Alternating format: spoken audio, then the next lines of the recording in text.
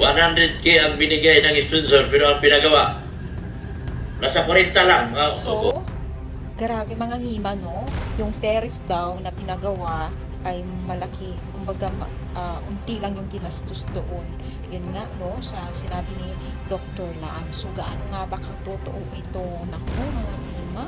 Siyempre, gulo na naman ito. Daming usapan na naman yan. Siyempre, ikakasira na naman ng Team Kalingap ito. Kung totoo man ito, di ba? So, ang daming kaganapan dito sa ano, no, EDSA, no? Talagang kung may nagkakaroon ng issue, talagang lumalaki, lumalala, nag-e-extend hanggang may stress na po yung pinaka point doon, hanggang may stress na si Beyonce. Itong kagaya ni Beyonce, sobrang may stress po siya. Tapos kung ano-ano pang ginagawang kwento sa kanya, paski kami, ganyan, ganyan. No? Talagang ano, sobrang dami po yung, ang bilis ng paglago ng pangyayari pag mga ganitong, yung mga pasabi-sabi mga ganitong klase issue, ano?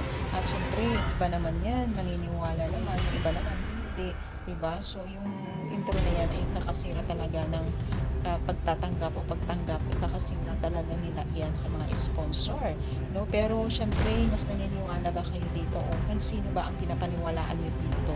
Naniniwala ba kayo sa kanya o itong matagal na pong nag-handle ng mga